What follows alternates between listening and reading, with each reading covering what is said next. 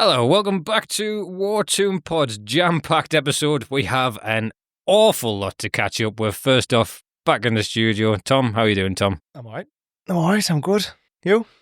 It's been a long summer, if we've got to be honest. Got a long summer of just nothing but stress and Twitter hate to go through. Yeah, very stressful summer. But we are joining you now. We're 3 games into the season. We're going to have a quick overview in this first section of just how we felt the season's gone and each game. So we'll start us off, and we're going to get into everything. Don't worry about that. This is going to be jumbo episode right now. So just to start us off, we started the season in the midst of the Isaac drama, Aston Villa. What were your thoughts on the Villa game there, Tom? I was just disappointed because we should have won it. I was really pleased how we played.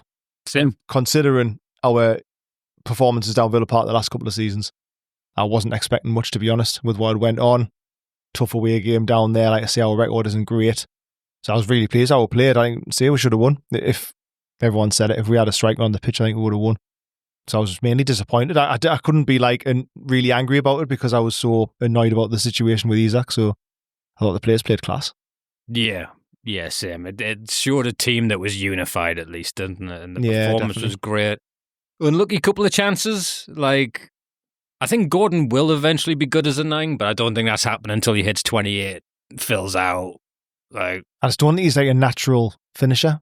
I know there's not many, to be fair. It's hard to come by, but I think he is better out wide. He does a job, and I think if he did have to play there for a long period, he would score goals. I just don't think. I think there's a lot of games where he'd be bullied and wouldn't really work. We need a more focal point, don't we? Yeah. I also think, we're going back to the high performance with Dan Burn. Mm-hmm. When you're talking about the patterns in which they all move, yeah, it's not as easy to switch your left winger to a striker. Do you know what I mean? It's not old school, hey, we're going to lump the ball up to you, get on the scraps. This is a team challenging. We were 2 games away last season from finishing second. This is a team again. So to switch that up, it's an awful lot to unpick. Yeah. I would say gutted Elanga never netted that early chance. I know. That would have given us a massive boost. There was only one winner if we'd scored as well. I don't think they would have scored. It didn't really look like conceding. Do you know, it's one of the things, because there's now a debate. In a minute, we're going to start ranking new signs. I completely forgot we had Aaron Ramsdale because he hasn't played.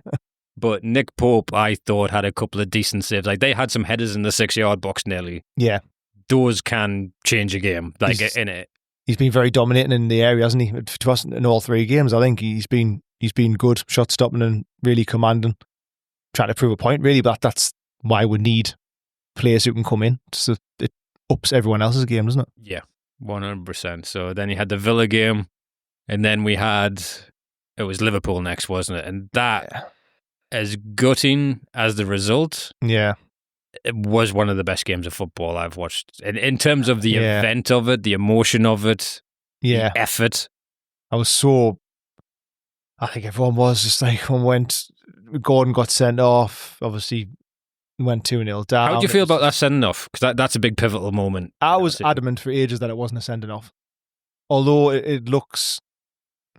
I'd say it looks bad, because I think there's been worse tackles. It was basically because of the pace of the tackle. I think because he ran, sprinted across, and he did jump in. Obviously, there was no getting around that. But I honestly, I don't think it was that bad. There's been worse tackles. I think it was just because of the emotion of the match, the intensity of everything, and the way he sprinted across.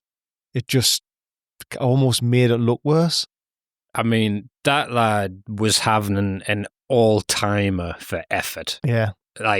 If you watch the tackle, it starts with him chasing the left back, then I think the goalkeeper, and then around the other side of the pitch to Van Dijk, and he just dived to try and block the ball from the thing, because he'd put that much effort in. Yeah, he didn't mean it, I don't think. He didn't. Everyone was saying it was silly. It was a bit silly to kind of dive in like that, but then if he'd got the ball, everyone would have been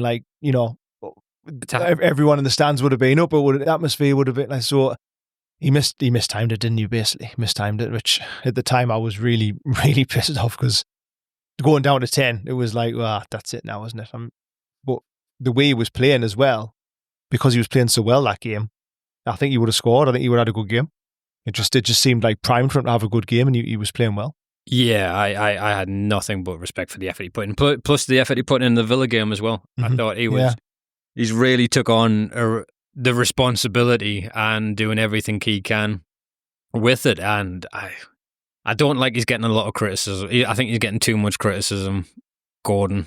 I think fans are wary of the Liverpool connection with him. I think so. I think that's part of it. To be honest, I'm expecting him to have a big season this season, because he just seems well up for it. He seems fit and ready. I think it makes a difference that when you come into the season, Isak wasn't going to play. So they've obviously been training well in advance, 3 weeks, whatever it was, knowing that Gordon's going to start. Because even if someone had came in, there's a chance he would have started Gordon anyway. So I think that's why it worked better, and it did work. It's still only a temporary solution, isn't it? It was never going to be like a long-term solution. The red card I wasn't so annoyed the fact that it was a red until I looked back and saw, say, the Gravenberch tackle, scissor tackle from behind on Bruno. Yeah. And then, we're going to talk a lot about Isak down on tools. I do think Abraham Konate has down tools for Liverpool. Yeah. Gordon had him on toast a few times, skinned him, got past yellow. Then there's one when Harvey Barnes is through on goal. He flat out pushes him over, and the referee books Bruno. Yeah. Like, it was unbelievable that. That referee was pretty poor. It's funny because we tend to say that when we play Liverpool, don't we? If we look back 3 seasons ago now, it's the extra 25 minutes they had to score from the corner. Yeah. Then you go back to last year, we were through on goal on a 1-on-1, and for the love of fucking Christ, I've never seen someone blow the whistle at that point. If you can go back and see the moment that they blew that whistle, that should be looked at. I mean, what would they do if they looked at it? It means nothing. I know. And then in this one, that should have been a red, 100%. And the fact that we played so well. I know. So goddamn well to get in that game. I think we're the better team. And all 3 games have been the better team. It's just so good, really, that they've all ended in the way they have. But for playing how well we've played, I mean, that Liverpool game being 2-0 down, 10 men, was just... And we're running for the ball. Yeah. To get the... It was just brilliant. For everything that's gone on over the summer, I think all the fans is worried about, team harmony and what people are going to think of each other and how they're going to react and stuff, but couldn't have asked for a better reaction. Have you ever wanted to see a team more kind of united for who's left? It's like that, isn't it? I mean, they're all busting the gut. I just love seeing Dan Burn, Bruno, Tonali, even Elanga when he's just come in and he's sprinting and he's, none of them can be knocked at all for effort these 3 games. I can't single out a player where I'm like, ugh. Yeah, exactly. The only one, and this has been really goddamn finicky, is I don't think Harvey Barnes fits the first team. Yeah, I don't think he's had a great start. But I just don't think he's a pacey player. And the rest of them are absolutely rapid. But I would love Harvey Barnes in some chances that Gordon has. Do you know what I mean? His finishing ability is... Yeah, I like Harvey Barnes, but the more I think about it and the way how he's trying to mould his team with all the pace and stuff, I wonder if Barnes is more impact, and also going forward, I could see maybe next summer him going. I wonder if he's not really a long-term... Maybe. I don't know. If we get decent money for him, he could offload him and bring someone else in. I don't know. Because you're right, he's not the paciest, and Howe likes pace. So, with Gordon, when he goes back on the left, I don't know. That's just, I mean, that might not be what happens. That's also our opinion of Newcastle, where we're allowed 1 player for a position, and that is it. Yeah, exactly. PSR, you should have sold better. Yeah. So, just a fantastic... I almost had a wonderful, full circle moment. So, when we played Liverpool, when they had 10 men and Núñez got those 2 late goals, because they were quick in succession, I think. Yeah, pretty much. I think later on in the game, wasn't it? And I was watching, for some reason, the TV I was watching was slightly behind real time for watching the match. Don't know how that ever happens. but I will occasionally get a text message. And on Darwin Núñez's second goal, I'm busy lamenting the first goal in that game. And I get a message off you saying, I want to smash me fucking telly. So my heart sank as I just had to sit and watch this happen to us. Yeah. It's just like torture, isn't it? No one's going to happen. But on this one, I get a message from you going, fucking get in. And I'm like, and we've got a free kick in our own half. And I'm like, what happens here? And the ball comes through and I'm getting everyone to look at the TV because everyone's looking at their phones. I'm like, go on, that's so long. Fucking yes. And it was almost the most beautiful full circle moment. Us and Liverpool put on the greatest matches in Premier League history. Yeah, we do. Like, it's funny how especially after this summer, I can't tell you how much I absolutely despise Liverpool, their fans, their ownership, and especially their strikers. I know. No, it is though. Like, I don't know if I sent you it the other day, but I read an article from on about Ekatike, an agent. And they say how basically Newcastle was completely done. He was literally ready to fly, come over, sign, done. And then Liverpool just came in and signed him. And when Liverpool came in, he wanted to go. And this thing, he would have been brilliant for us. Well, he would have been like Isak. Yeah. He looks great. For like not having to really change what we play like with Isak, he would have just slotted straight in. And I think he would have scored loads of goals. That would have been a genius signing. Yeah. Which we're trying to do. Like, we can't really criticise. The only criticism could be is that if you do it quickly, then nobody else can come in, I suppose. But that's not easy to do, is it? No. Players are always going to drag the heels. Agents are going to be like, oh, by the way, he's going here. So I don't think we're going to fault Newcastle for trying to get him in.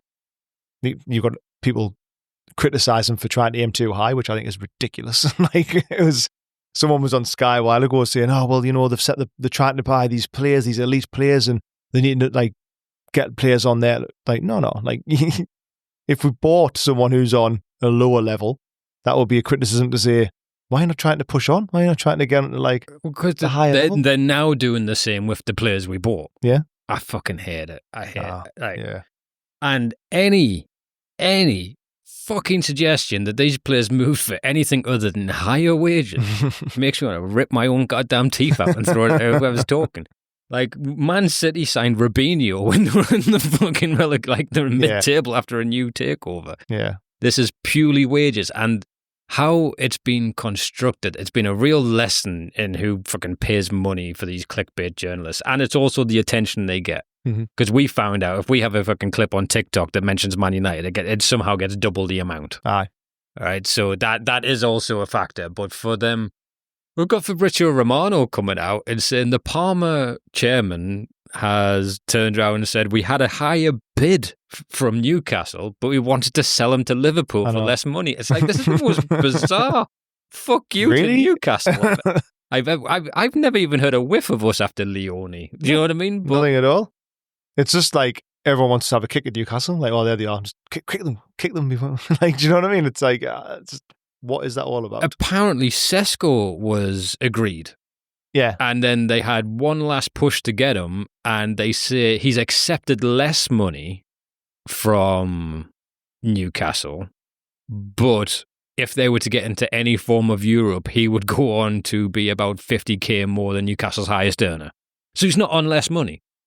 What he is he's on less money this year in a team that's just bought the most productive two wingers in the Premier League. Yeah. And you would think, if you didn't actually watch the Premier League every week, man, you have a chance of getting into Europe. Nah. A different manager does mint with them. That's what concerns me.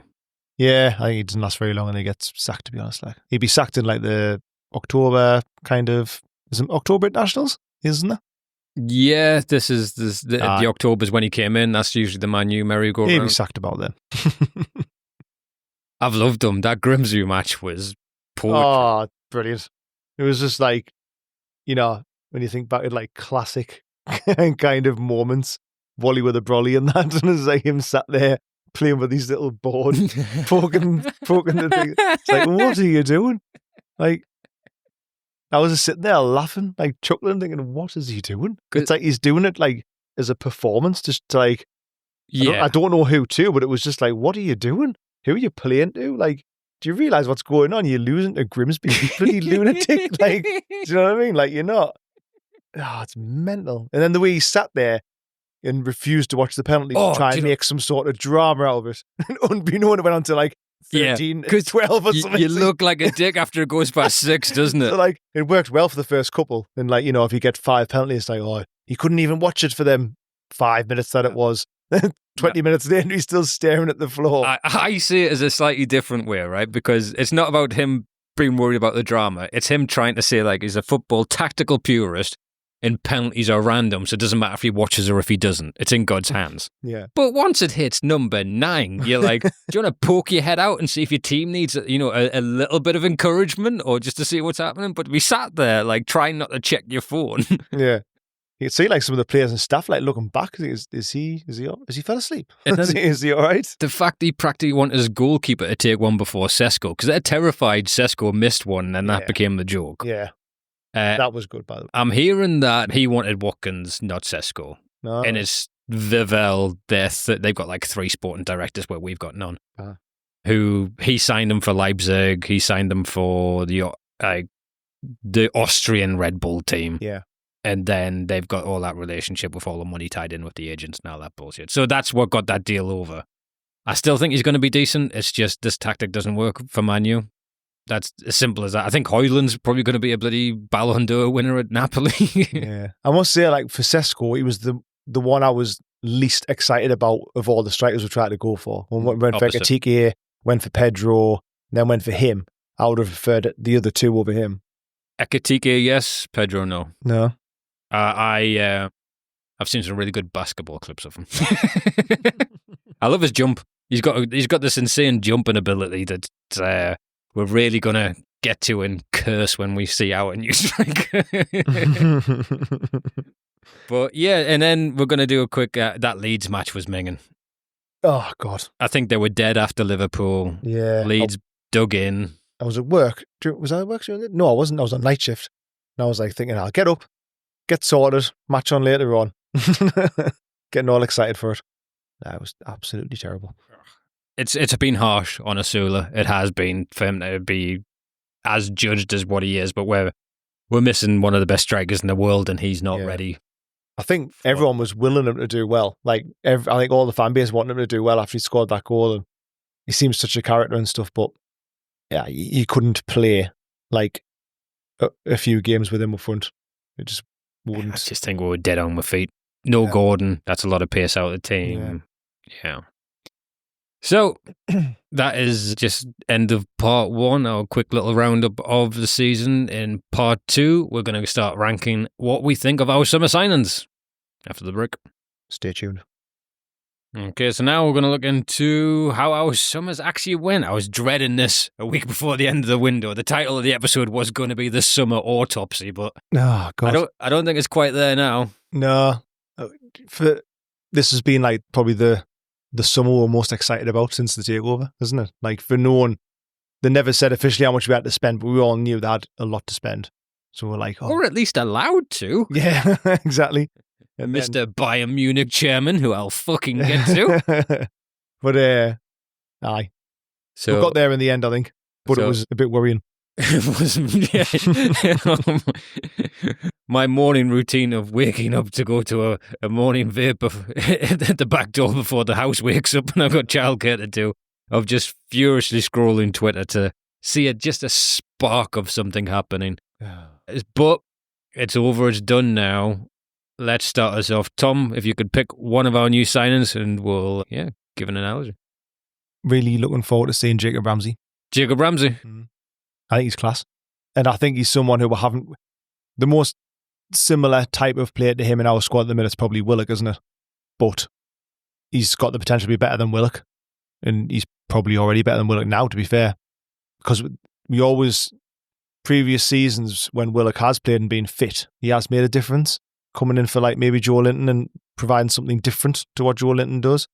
And I think that's what Ramsey will do, but more. And he can play more positions as well. He can play out wide, play through the middle. I think he's been really good these 3 games that we've had. Like when he's come on and he carries the ball so well. And like he's really quick with his feet inside the box as well, which would be really good. So when we're playing these teams last year that was struggled with a low block and stuff like that, I think he'll be like really, really, really important for what we're trying to do.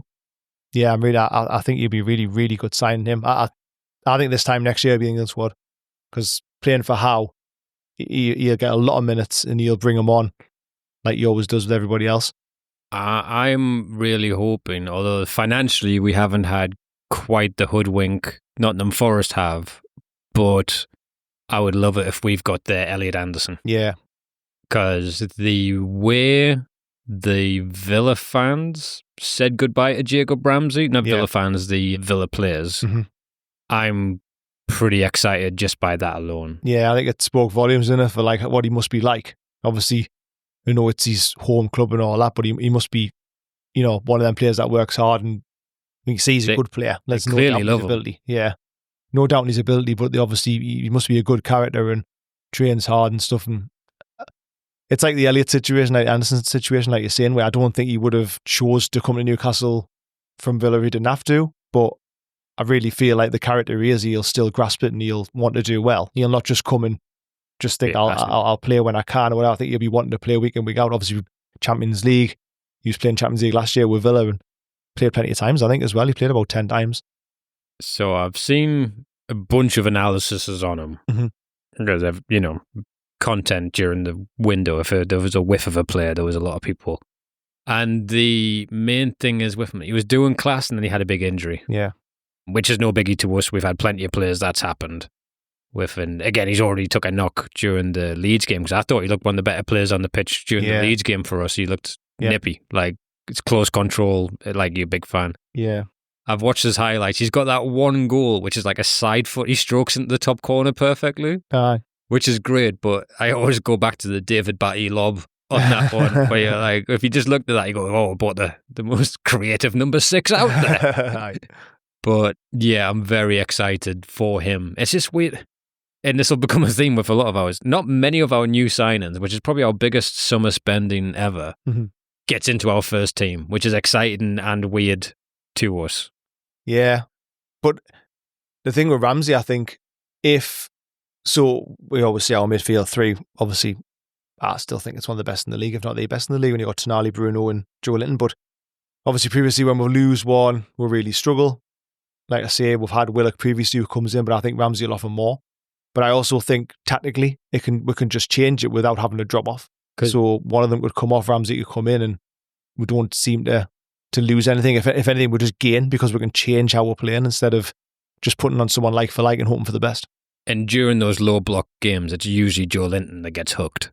Yeah. Because it's not his skill set to break down low blocks with quick passing. Do you know what I mean? Exactly. So to be able to tactically switch that up, I'm all about it. Joe Linton is probably the best in the league, one of the best in the league for when you're playing a City and Liverpool or Arsenal to disrupt. And they're like, when they want the ball and they keep a hold of the ball, there's not many better. But we do definitely struggle against teams like maybe a Wolves at the weekend who's going to come and maybe just sit a bit. Happy for us to have the ball.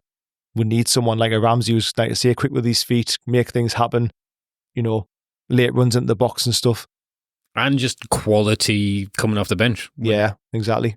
It's been a while. Yeah. If ever. We've normally had a Barnes or a Gordon replacement. Yeah. Which is the other sub where you're like, about time he came on. It definitely feels like now when you look at the bench, even take the striker situation out of it the last 3 games, and you look at the bench, there's a lot of options there now.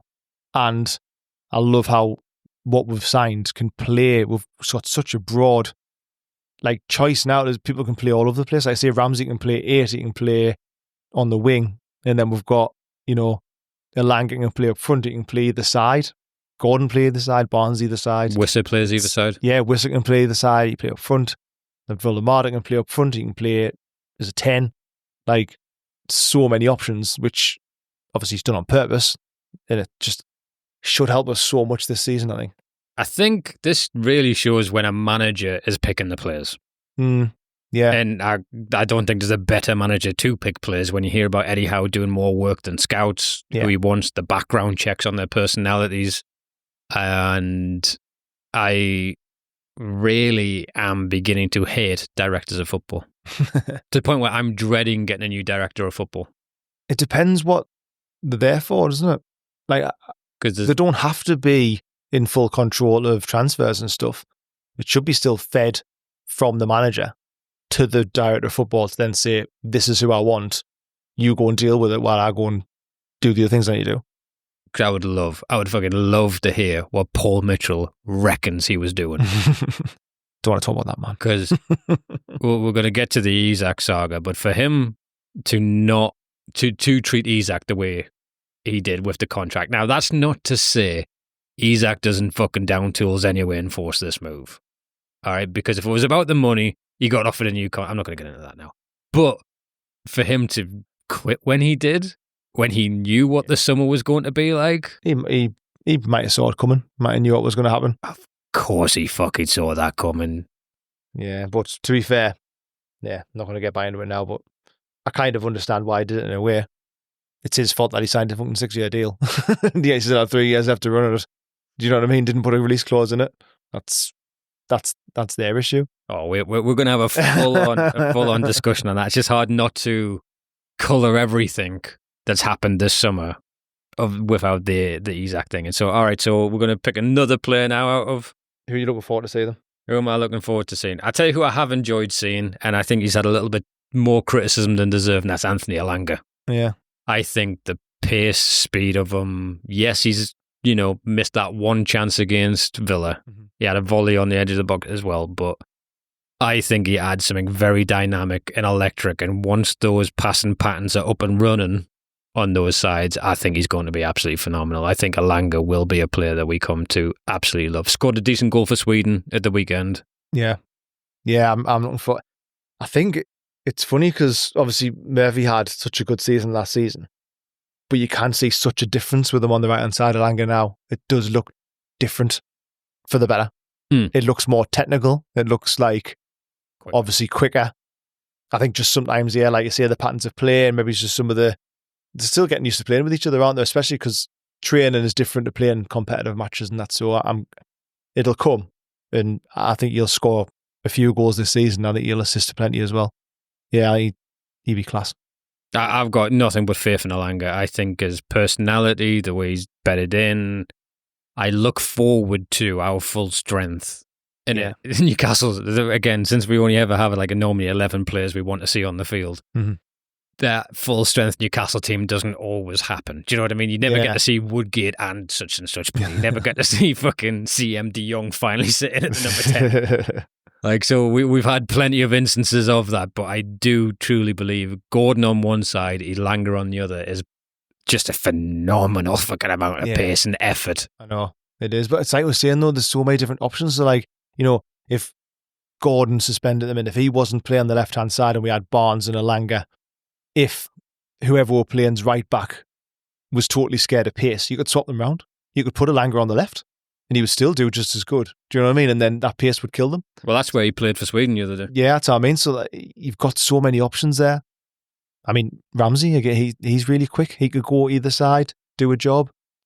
Visser, on the next signings and stuff. And it could just be interchanging. Yeah, it can. It's really exciting, I think, for how the team's set up now. The only thing Murphy was... Because Murphy had... I'm going to stop tapping that now.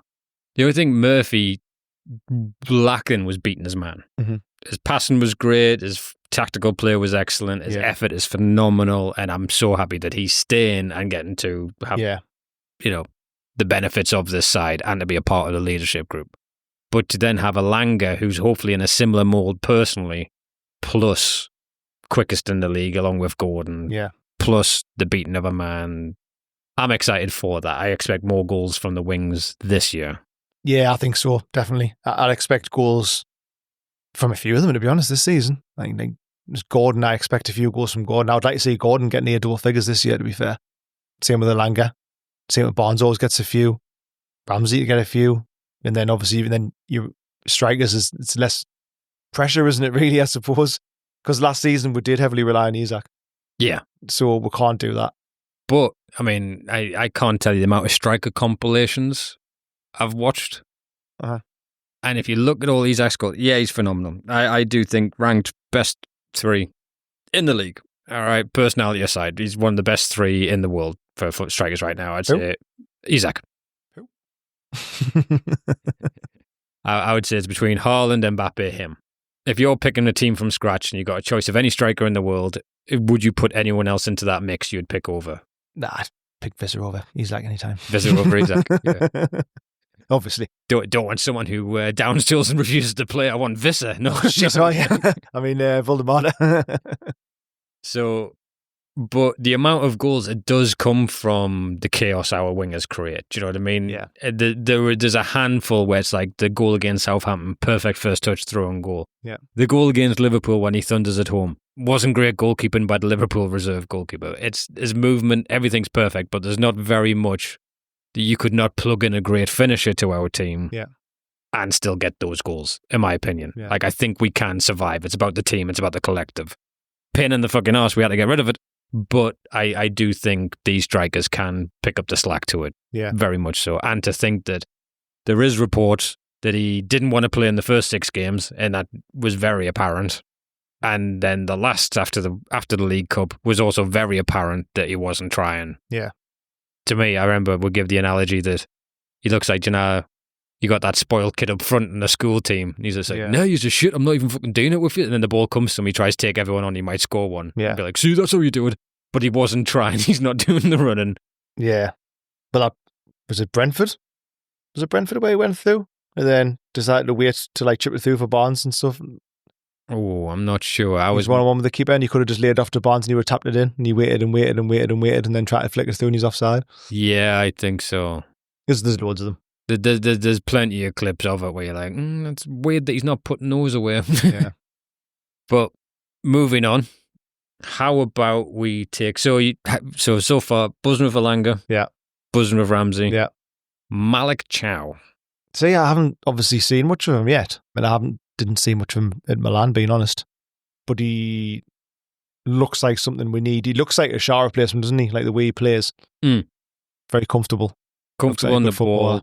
Pacey, big fella. His pass completion, but this is, again, it's a struggle to rank defenders when they're in Italy. Yeah. Because they sit deep, and if you're in part of, especially an AC Milan team, you get to just ping it about all fucking day. Yeah. But I do think, one of the things I always remember hearing is they got Malik Chow at AC Milan, and Paolo Maldini, that was their director of football at the time, his dream was to pair him with Botman. Yeah. So his dream partnership was Malik Chow and Sven Botman. Yeah.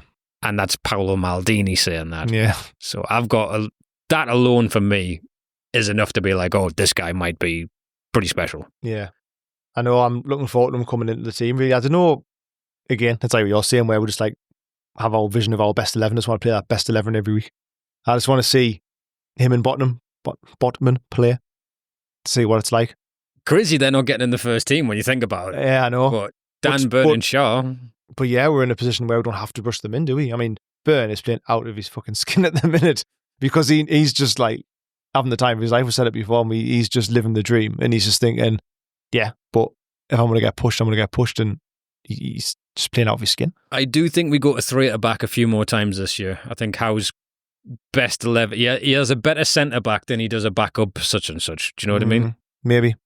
Which I'm not too keen on it for some games, but it's going to be interesting to see when he gets a game. He's 6'4", he's meant to be really rapid, great tackler, fantastic passer. Yeah. And then you put that into the Eddie Howe training of what he's done with these players. Yeah. I think we've got to play for a while yet. I just think this season, knowing what it was like when we were in Champions League 2 years ago, I think he basically wants, which Newcastle I don't think have ever had, a ready-made, just we play one team on a Saturday and without injuries or maybe it's a bit fatiguing, just say, you know what, I'm going to start him instead, and it not cause any problems within the team in terms of not morale, but just in terms of like actually playing the system he wants to play. So you could take Shaw out and give him a rest and play Chow instead and it not actually matter. Do you know what I mean? They're all drilled, they all know what they're doing, but they're all actually technically good enough to do it instead of having a massive drop off when they do it. Yeah, I don't know if Eddie Howe does that because we've never been in a position to do it. I'm just surmising that's because we've got such a good squad now and we've got multiple players for multiple positions. That's what he could do. Whether he does that, I don't know. But we can't do what we did last time. We'll just run the players into the ground. Like Bruno playing every single minute of every single game. You know, Dan Burn had like dislocated shoulders and stuff like that. So I'd like to think that that's what we're going to do, and that's how it'll work, and it'll work really well for us. Because that's what I love about it now.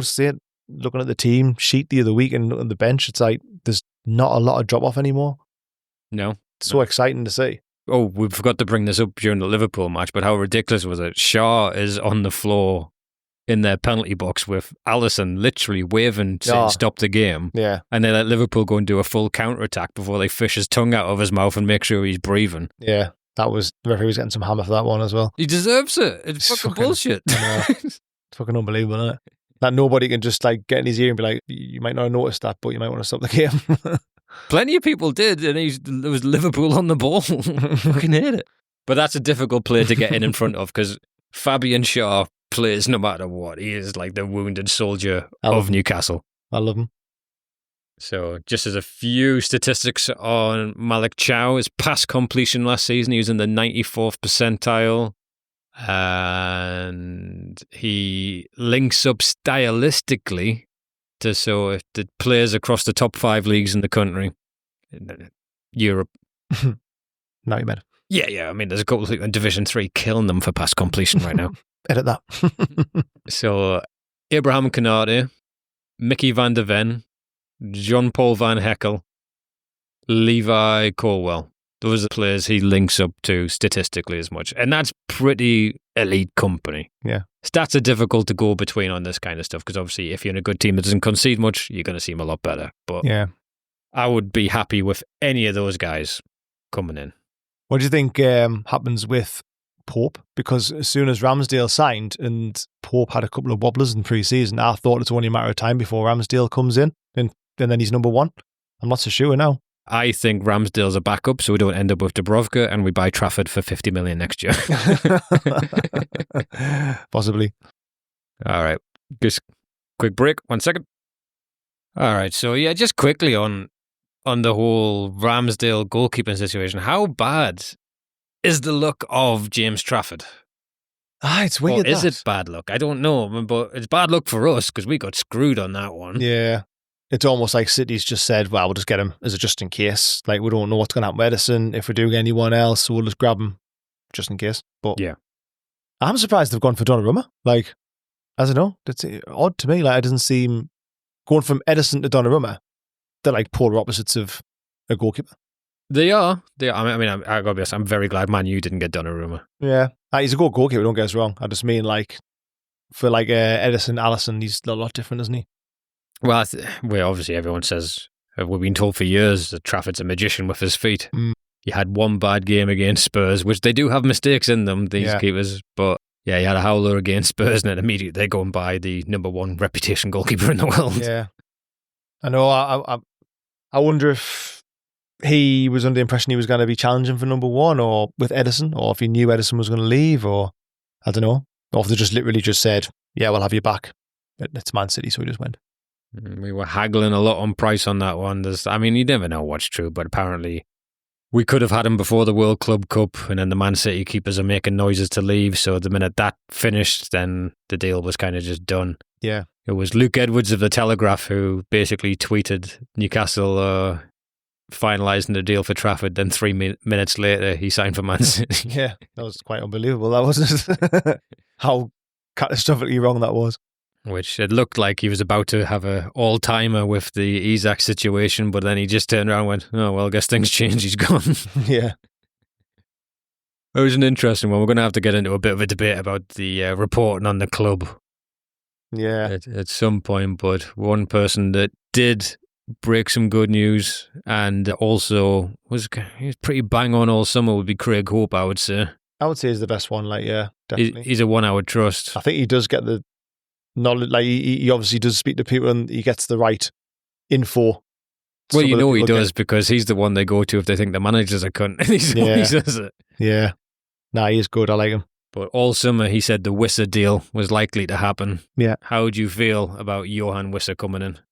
Just relieved at the end because I was just thinking, I wouldn't say he was first choice or anything, or that it was him or nobody else could do what he does. I think there's plenty of other players we could have got, but he's ready-made. He is a good player. I don't really care about the price. I'm not bothered. Like, we could have paid 60 million and I'm not bothered because at the end of the day, we needed a striker, and it was beyond the point of negotiating for price or anything, because as we found out this summer, nobody is going to go do us a deal. Nobody's going to help us out.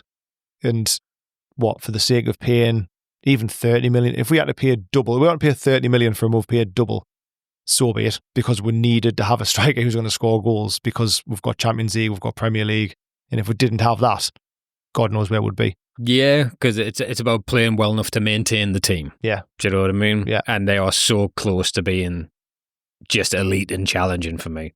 Especially with these added. Don't get me wrong, I think he's a really damn good player, to be fair. Yeah, same. I think he's slick, he's quick, he's got one of those highlight packages that you need to see as a striker. He's got left foot, right foot, a chip over the goalkeeper, and a nice celebration. That's what you want. Yeah.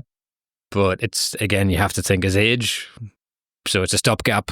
Yeah, but how old was Wilson when he's just left? And I know he didn't have a great season last year, but we signed him when he was late 20s and stuff, and he's done all right, hasn't he? He's scored a lot of goals.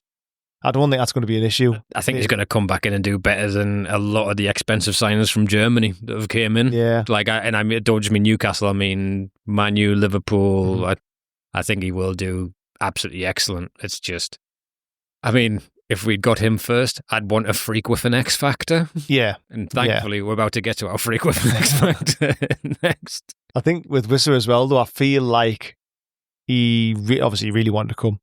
And not to say I would rather have him than a Pedro or anything, but because we've got him, and I feel like he really wants to play for Newcastle, he's going to get it. He's going to be up for it. He's going to be, playing like a madman. Do you know what I mean? Like running around. He's going to be getting into it, getting the crowd up for it. Whereas I do worry about going for the higher level player. Say we've got Tesco. Is he fully committed, or is he seen as a stepping stone? Do you know what I mean? Especially when you're hearing about these mad agents that they've got. Yeah, exactly. I think it's probably because of what's happened with Isak. Makes you think that now. But I just feel with Wissa, I think he'll know the score as well. He'll know he wasn't maybe his first choice, or he'll know, to be honest, he might have been first choice as a Wilson replacement all summer. We don't really know. Yeah. It seems like he was. Yeah. So he'll be happy to kind of prove a point. He'd be wanting to play in the Champions League, which he's never done before, I don't think. Yeah, it's not like he's planned to move to a top 6 club in 3 years' time. He's not able to do that at that age. This is it. I do get it from his point of view. I don't agree with the whole strike thing, but I get that for him, it's once in a lifetime type. Going from Brentford, he's worked his way up. He went to Brentford, he's done really well. He's coming to Newcastle now. He's going to be playing Barcelona next week at St James's Park. That must be just unreal. I think he'll do well. I do like him. There's no doubt he knows where the goal is. So there's some exciting comparisons statistically. Uh-huh. So you got Lautaro Martinez is Inter Milan, who's like a bit of a world superstar, though I've never seen him in the Prem. You've got Robert Lewandowski. Yeah. And then you've got Nicholas Jackson and Darwin Núñez. Have you seen what the Bayern CEO has turned around and said about Nicholas Jackson? Yeah. That was really bizarre. Well, they hounded Mane out. Yeah. There is some, potential systemic racism within Bayern Munich. Because when you loan a player of the ability, which Jackson, although not someone we're desperate for, I think is potentially a very, very good player. I do. As an example, he's at Bayern Munich now. Yeah. And for their chief of transfers, chairman, whatever, went, oh, don't worry, he's never going to be a permanent. It's ridiculous, the stuff they have to do to be a permanent. So I know. Don't worry about that.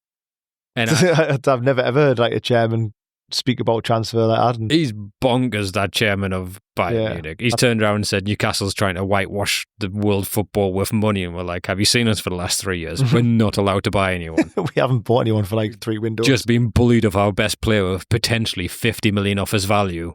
Yeah, he sounds like a bit of a nutcase, doesn't he? It's one way to get your player well up for new signing for his new club, and that, isn't it? Oh, you're not staying. We'll make sure of that, no matter what you do. Oh, so, Mr. Chairman, how do you feel about signing Nicholas Jackson? Ugh, sorry about that. Yeah, gross. I think he's a good player, though. I was quite excited about him coming to Newcastle, to be honest, if we didn't get Wissa, if we got him. Because I think Eddie would have him playing well. In our system as well, I think he would have played well. But I'm happy with Wissa, though, and I think Wissa scores more goals. Yeah, I think he's ready-made. I think he'll do well. It's just, there's something less exciting about getting a wizard than someone who you signed as an 18-year-old on Football Manager and grew into the next Haaland. Yeah. That was it for me with Sesko. 2.5 million, your first click of the game, and then you've got your striker for 10 years. He will do well at Man U eventually. He'll never be the same again. He'll have a couple of bad months and that'll be it. Man U will ruin his career like they have done everyone else, and he'll have to go somewhere else. Fucking mental what they're doing. All right, so moving on now. I've obsessed over this player since when he came. Go on, let's talk about him. Let's go. We're going to start a new weekly segment called Volta Watch. Nick Voldemade. So he was... there's a couple of YouTubers I watch, like Antonio Mango, and a few that will go through players that fit profiles that would do well at Newcastle. And one of the ones they came up with as a potential Isak replacement complement was Nick Voldemade. But all summer, it was predestined. The deal is already done. He's going to Bayern Munich. Yeah. Right, so he was off the table. Mm-hmm. So in the list of where we were going for people, apparently we switched to Voldemade after the Ekitike deal fell through. Okay. So that's the point we checked in on him. All right. And it was like Bayern Munich are currently negotiating. Yeah. And Bayern Munich bully the Bundesliga. They get all the best German players. Yeah. You can't even mention that many German players that have came over here because they end up at fucking Bayern. Yeah. And they end up on their free transfers and low wages because they get them at down tools and all this other shit.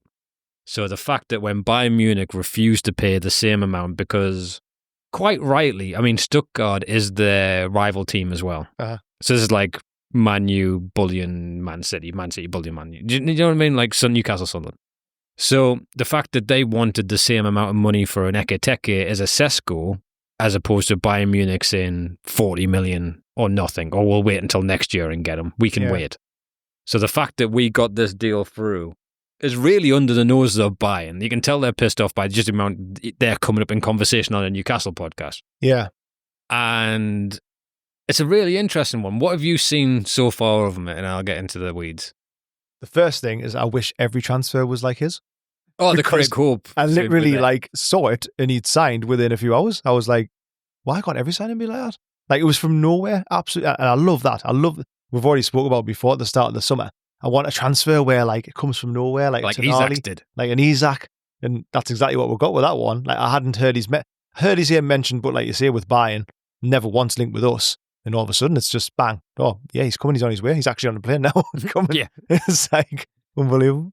But to be honest, I haven't seen much of him. Watched clips of him when I heard we were signing. Heard a lot of good things about him, but the main criticism of him is that he's had like a good season. Like, he hasn't had a lot of football.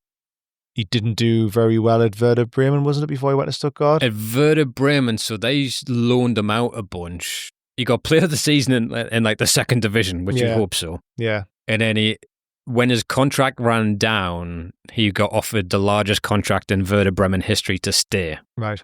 And he knocked it back to go to Stuttgart. Yeah. He didn't get in Stuttgart's Champions League team. Right. In the initial, but then by December, apparently he just killed it. Yeah. I mean, he had a good season by all accounts last year, and obviously the Euros as well with Germany, he did well. Well, the Euros, it's under 21s. He's 24 and 6'6". You would expect him to do a bit better. Like, that's a wise choice for an under 21s team. Aye, but they all do it though. I mean, every team can do it. We had Elliot Anderson there and stuff like that, who's older. Mm. But yeah, he did do well, and he does look good. He just looks like an absolute, like, freak. Almost. He looks in a good way. A mutant alien in an Aliens movie when they're like, oh no, now there's this type of alien. Yeah, we haven't seen this type before. He's like, from what I've seen, like, I mean, he's such quick feet and stuff for like a big man. Like, for his shape and that is just, yeah. I don't know how he'll play him. I don't know if he'll play him as a 9, if he'll play him with Visser, if you play him as a 10, if he just alternates, or not sure. I have a very ambitious prediction that he becomes like our Bobby Firmino. Mm. like the way he brings players in. I've Yeah. seen analysis that says like Jacob Ramsey cutting into the box, even Harvey Barnes. Yeah. Like the quick passing and the shield and the movement and the team play for him Mm-hmm. could be absolutely fantastic for the rest of the team. Yeah. Sorry, I was going to say, I don't see him as being like a 30-goal a season striker. I think he will score goals, but I think he must be there massively, like you say, for the assists and stuff like that. Yeah. Like he's all-round player. I watched the Germany games. There's a few times because he's so big. If he loses the ball, it looks bad. He headed the ball once, it went up in the air, then came back down, hit him on the arm because he didn't see where it went. But I do see that. I think there's a really, really good player in there. I'm glad we've got Wissa, so there's not the pressure on him. I don't know if he plays as a 10. There's some funny tweets out saying, "Oh, great! So I know what we're doing. We've signed the Joel Linton replacement. He's going to be a beast of a defensive midfielder in 3 years' time." It's just I hope they get his aerial game better because that would be an extra weapon on it. But it's just apparently not his game. He's scored goals with his head, though, hasn't he? He's still pretty good. Like he's all right with his head, but he's just not. Yeah. He's not a target man. He's not like a chuck them all in the air for him. Which is what Germany did in the first game. I mean, Germany were poor, though. I mean, Germany at the minute are shocking. Yeah. I mean, it could be worse. You could have paid 109 million for that Wirtz, who looks absolutely shite, by the way. I mean, he might come good, but at the minute, he's done nothing for Liverpool or Germany to warrant that price. Here's a point, right? So Aston Villa couldn't sign William Masula from us because since we'd signed Ramsey, that would count as a swap deal. Right. And the UEFA rules are really shit hot on that. Mm-hmm. So it counts less towards your PSR. Yeah. Liverpool signed Wirtz for 118. Yeah. But they then signed Gerald Kwanzaa for 45 million from them because that's pure profit. A steal, that isn't it? 45 million. 45 million. How would they get that deal over the line? Absolute steal. So clearly, both of those fees are inflated for PSR ratings. Yeah. They signed Kirkes for 35, but then buy Ben Doak for 20. Mm-hmm. So are these deals also under the scrutiny of their swap deals? Because that's what they fucking are. Yeah. No, but it's Liverpool. Because it's fucking Liverpool doing it. It doesn't matter. Not like Villa or Newcastle. So the 115 million for him, and what did Ten Hag last 6 minutes in that job? Yeah, just about, I think. Going back though, I think like I would have been really worried if I hadn't signed Wissa and we'd just signed Voldemort. I would have been really worried because I think he'll come good, but just chucking him in now, I don't think he'll do. I think Eddie will do his usual thing where he gently brings him in. But between them, I'm excited. I mean, Wissa up front and then Voldemort to come in or play with him or whatever. It'll take the pressure off him. I think he'll be happier knowing he scores goals. I can also score goals, but there's no immediate pressure on me to be an Isaac replacement scoring immediately and scoring a lot of goals. Double figures. Like what everyone says on Eddie, that he loves versatility. Yeah. And the fact that this guy can play the 9 and the 10. Yeah. I love the look of him. If he's good and there's not a better manager to have with him. Yeah. If I just look quickly on his statistics there. So he's in the top 95 percentile for shot creating actions. Mm-hmm. He's in the 95 percentile for expected assists. So that means he's putting chances on a plate and his teammates are missing them. Pass completion, he's in the 86th. Successful take-ons, he's in the 95th percentile for a striker. Right. Touches in the attacking penalty area. I've got a funny feeling it's going to be lower, not in the Bundesliga, because I see a lot of strikers coming from the Bundesliga. I'm not seeing a lot of defenders coming out right now. So he's in the 99th percentile for touches in the attacking penalty area. Progressive passes received, he's in the 91st. And interestingly, blocks. So he gets back on defence and he's got 96th percentile for blocks. Mm-hmm. Players he links up to stylistically, Alexander Isak, Hugo Ekitike, Omar Mamouche, Kolo Muani, and Marcus Thuram are the big names that come from that. So basically, if he is all this, plus 6'6" and about to improve, because the frame and the strength of him is something that's quite impressive. Yeah. And if you look at Zlatan in his early days, which again, it's a tough comparison. I'm going on size and skillful feet as opposed to a header of the ball. I think we could have a real gem on our hands. I don't think Bayern Munich start pissing and moaning that we get him if he wasn't. No, I'm with you on that. Like, he's what is he, like 23? He could be with Eddie Howe as well. I mean, Howe doesn't make poor signings. No. He must. I don't believe for a second this has been like he is way down the pecking order of what we're wanting to sign. We've gotten to the bottom of the list and being like, look, let's just go and get him. I think he would have been high on the list, and he must have been extensively kind of researched and watched and all sorts. So I don't think it's a off the cuff sign or anything. I think he'll do well and hopefully get even better. And like I say, I'm just really pleased that Wissa's there as well, because he could play a 9, he can play a 10, he could play with Wissa as a 9 or a 10, he could play. But with that team, we've seen in the opening games, they will create chances. Yeah, 100%. That's where I say Elanga or Gordon could be in double figures. Previously, we've needed strikers to come in and be like, oh, you need to score some worldies because we have got Isaac Hayden lumping the ball up. I mean, he could switch it around. If we're struggling, he could be playing he could play Voldemort up front as a 9. He could have Elanga, Gordon, Wissa all kind of playing around him, and him just trying to, lay it off and hold the ball up and get past. He could drop as a 10 and have Wissa beyond him and be laying balls through for him. But I'd like, to be honest, for how good he seems to be at bringing everyone into play, I think Elanga will get goals, Gordon will get goals, even like Bruno and Tonali get the odd few. Ramsey Barnes, Yeah, I think it's exciting. Like, for all that's happened with Isak, it's gone now, and you can arguably say the team is better now without him. Yeah. For how well-rounded it is, how many options we've got. How many times last season did we watch and think, we can't change anything here?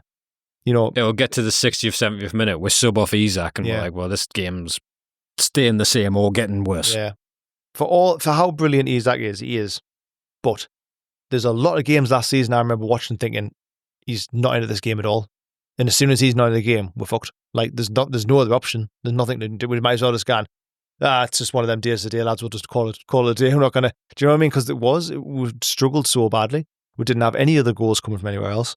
He was just not in the game. We failed to adapt our game to try and change anything. Whereas now, I don't feel it's like that. I feel like we've got so many options, and for options for players, but also options in terms of systems and styles we can change and play.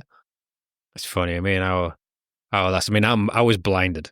I was absolutely blinded by Isak. I have been in an argument for around about a year with our lass because she says she doesn't like his attitude. He doesn't pass and he misses too many chances. And I'm like, you don't understand. You didn't watch Emmanuel Riviere for fucking Newcastle. You appreciate every moment this man's on the field. And and if he wasn't, like you say, if he wasn't in games, I'd be like, oh, they're not getting the ball to him. Yeah. Do you know what I mean? Because you just had that much faith in him.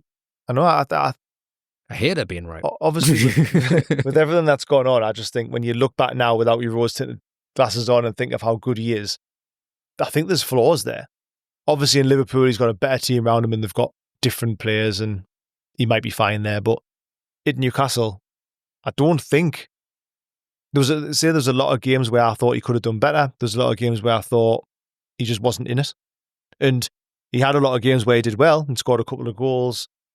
But I think that we'll forget how many games were lost or didn't win because we couldn't change anything and we couldn't do anything different. I would say making Champions League is more of a miracle than winning the League Cup last year. If you think of how we started the season. Yeah, and for how we ended it. We didn't even have a manager. He was in fucking intensive care. Yeah, we really fucking struggled as well when you look back at the last few games. I mean, God, that Everton game, Jesus Christ. But like even beyond that, I mean... I had the Arsenal game where he sat out. There was an apparent injury. I still think that's because Arsenal was a possible transfer destination for him. That's what we rumoured at the time, but then we're thinking, no, he just looks flat on his feet. He looks tired. He's saving him for the Everton game because if we win that, we're fine.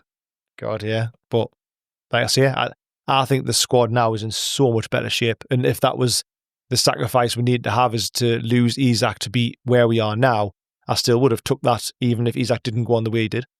I don't know if that is, if we would have spent it irregardless and had Isak as well, I don't know. But because we're not going to have time to get into the full Isak thing, but the one thing that pisses me off is the price.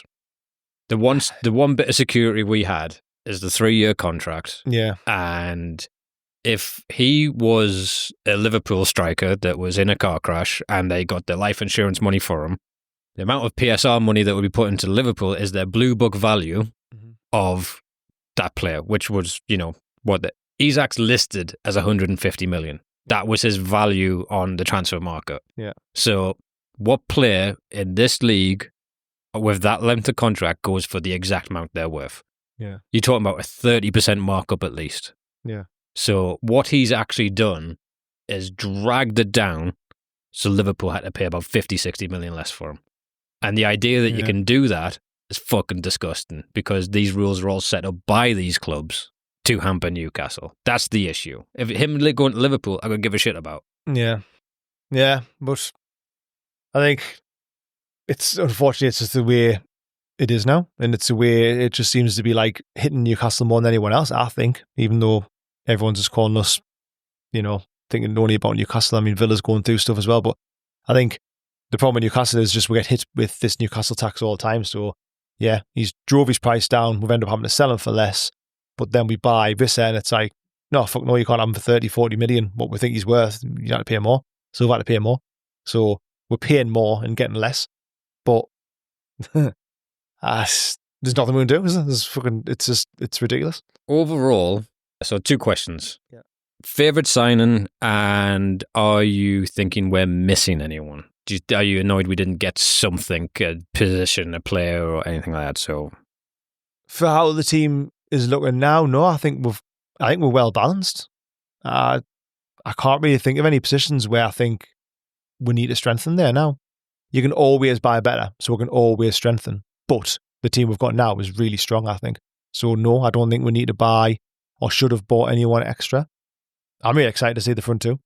Vissa and Voldemort. I mean, I'm excited about Ramsey as well. I'm excited about Olanga, but I'm excited about the centre half, to be honest, because I'd love to see him come in and play with Botman and do what we think he's going to do. But yeah, it's got to be the top two, isn't it? Like Vissa and Voldemort, to see what he can do. If he is as good as what we think he's going to be, I mean, God, this season could be even better than last season. Tune in for our weekly Volta Vox. What about you? Volta. I'm so conflicted, and he's either fucking incredible Zlatan Ibrahimovic or hopefully Peter Crouch. Like I love his size, his physicality. He's got a goal that's put 20 million into his value, which is when he comes on off the bench, which is concerning. Comes off the bench and dribbles from the halfway line, turning them like Maxi, this way, that way, bang. And it's beautiful. And he's got a couple of really nice, tidy finishes. It's the length of his legs, so he really fucking hoofs it when he hoofs it. And I just have faith in Eddie Howe with that. Yeah. So I'm excited for him. Think Wiss is going to be class. I love Olanga.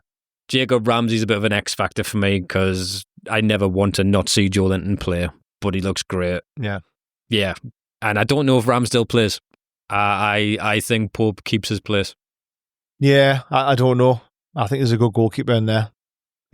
If Pope stays fit, then I don't think he will play. Might play a few cup matches. Maybe it's about it. But I liked Ramsdale pre-season. And I like the Korean lad, Park Jun-sung. Yeah, I don't know if he'll get much of a chance now, but he looked incredible in Korea. He just looks like fearless, really, which is nice, isn't it, to see someone just come on and actually try and do things. Yeah, he looks good. Anyway, so just to wrap up, quick prediction of scores for the Wolves game, and then we're going to come back for analysis next week on that. 3-0. 3-0? Volta hat-trick! Nah, I think Vissa's going to get one, and Olanga's going to get one as well.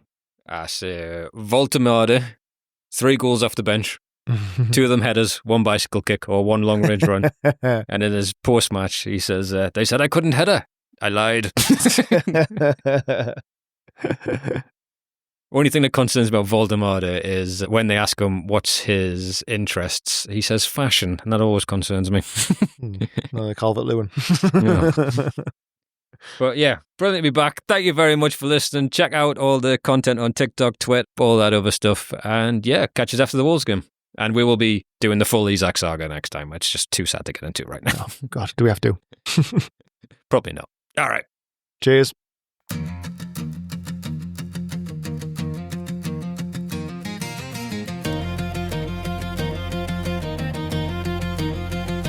Down by the quayside, I cheer for the tune. In the big market singing under the moon. goals for the fight and the spark. But the Super League cartels left us in the dark. They're scared of our eyes, so they rigged up their plan. Road rules so tight, only their wallets can stand. They got Isaac dreaming of a Liverpool's gold, on strike for their cash, leaving Geordie stone cold. I'm cheering for the cash, 'cause that's what they decree. The cartel's rules got their claws in you and me. Every fan from Asia's a buck to stay alive. And games in America, keep the tune in the drive. Forget the pitch, it's the game we must play. Newcastles hustling through the rigged up maze, so wave that flag by the time dollars fly high. I'm cheering for the cash till the day I die. I love the screamer, St. James's Park's gate, but the cartel's laws say it's money we raid. A sponsor on the kit, that's my new cup dream, while Isaac's holding out for Liverpool's scheme. A fan from Hong Kong, or a scarf sold and sold, I'm hooting like we've won it all. Each click on the side keeps us fighting their game, but Liverpool's cup's got that asterisk shame. I'm cheering for the cash, 'cause that's what they decree. The cartel's rules got the claws in you and me. Every fan from Asia's a buck to stay alive. And games in America, keep the tune in the drive. Forget the pitch, it's their game we must play. Newcastle's hustling through the rigged up maze, so wave that flag by the time dollars fly high. I'm cheering for the cash till the day I die. Them big clubs' laws got us chasing their scam, playing in Miami for a corporate jam. Isaac's been swayed by their promises of green, but Dan Burns, our Geordie, the toughest we've seen. I used to cry when we lost on the time. Now I'm counting bucks at the monument shine. The cartel's got Liverpool stacking their wins, but their Astor's trophies are stained by their sins. Dan Burns, our lad, born in Blitzolier, a giant for the tune, he's the heart we all share. He don't bow to cartels or their fancy new rules. He's fighting for Newcastle, not their money-hungry fools. I'm cheering for the cash, 'cause that's what they decree. The cartel's rules got their claws in you and me. Every fan from Asia's a buck to stay alive. And games in America, keep the tune in the drive. Forget the pitch, it's their game we must play. Newcastle's hustling through their rigged up maze, so wave that flag by the time dollars fly high. I'm cheering for the cash till the day I die.